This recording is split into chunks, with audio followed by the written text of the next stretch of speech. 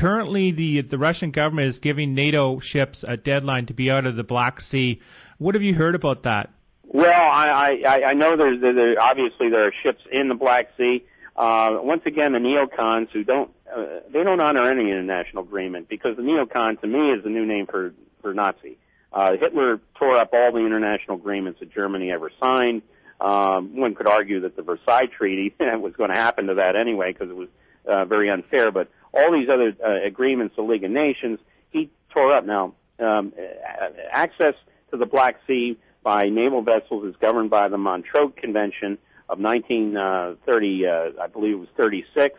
The U.S. is a signatory, and now we, in violation of the Montreux Convention, have these ships in the Black Sea longer than they're allowed under that convention, and Turkey is the other nation that has to basically make sure that agreement is adhered to. So apparently Turkey also wants us out, wants our ships. They've been lingering around these Georgian ports too long, but we'll just see.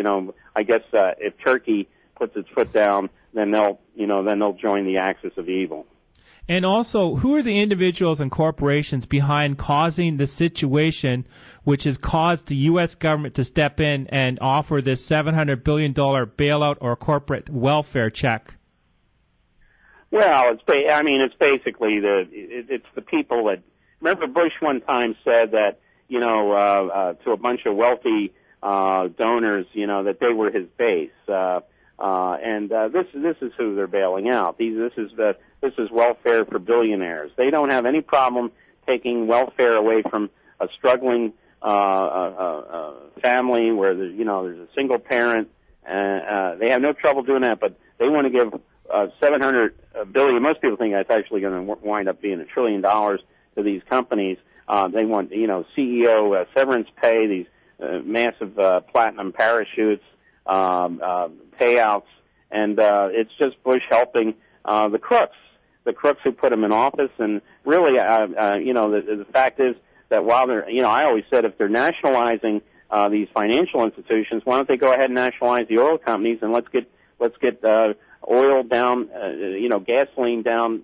Not that I want to, get people dependent on fossil fuels. We need to get away from fossil fuels, but people in Venezuela are paying 15 cents a gallon for gasoline. That's because the state controls the oil company. It's a state-controlled oil firm. And if we did the same thing, of course, we could be paying 15 to 20 cents a gallon for gasoline, too. But I don't think Bush, who comes from the oil industry, or Cheney, who also comes from the oil industry, want to nationalize that industry, but they want to help their multi-billionaire friends out, not only on Wall Street, but, these people scattered all over the country. And, in fact, they're bailing out billionaires around the world who have invested in these various firms that are now going under. Yeah, and also the Canadian election in 2004, it was said that the oil interest was behind committing the coup, which allowed Stephen Harper to come to power. Stephen Harper is therefore, his policies are utter destructive towards the environment up here. And there's an agreement called NAFTA. What it does is it gives 60% of what's being mined over in the tar sands down to the United States. We can never decrease that. A little while ago, we had the refineries over in Ontario shut down, and Ontario needed the gas. They had to go over to the Middle East to get the gas because Alberta could not provide the gas to them because they had to continue shipping it down south. So what you're seeing is these massive neocon / corporate elitists that have come to power behind the scenes, and all of a sudden they're starting to get bigger and bigger with the finances, and it's getting rather disgusting even to look at it. With that said, can you see any of these elitists that caused this problem be going to jail for the crimes they committed, or once again, is it going to be like the only difference between a criminal and a politician is one goes to jail for committing crimes while one gets elected as to lead the people?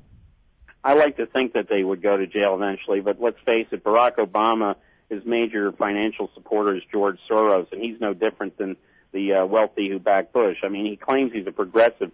Progressives do not go and undermine the currencies of developing nations, putting millions of people out of work. Progressives do not foment coups against democratically elected governments, as Soros did in the case of Georgia, where the democratically elected Edward Shevardnadze was ousted by Saakashvili, who became a dictator supported by the neocons.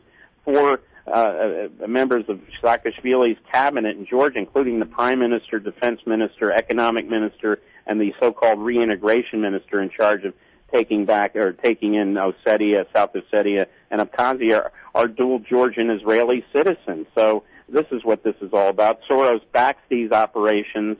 He's backing Barack Obama. I'd like to think that Obama would do something about it, but, you can judge somebody by the friends they keep. You can even better judge them by the donors that they have. And in the case of Obama, Soros is a cancer in this.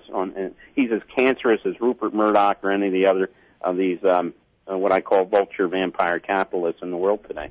Well, it looks like we have to wrap it up because we have to head over to our next guest. But before you go, Wayne, could you leave some contact information, your website address again, and where the listening audience can get a copy of your novel that you wrote?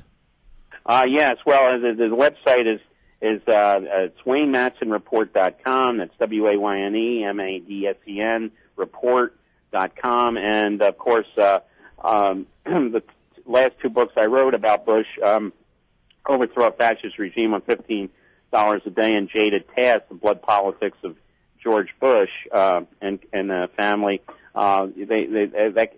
They can get those via my website or from Amazon or all the other online booksellers. Well, thank you, Wayne. We'll have to get you back on in the future when we have a little bit more time. It was a really great conversation that we had. Super. Good to be with you. And that was Wayne Madsen. He's a Washington, D.C. investigative reporter. And we're going to take a quick break. This is Co-op Radio 102.7 FM, CFRO. This is Monday Brown Bagger.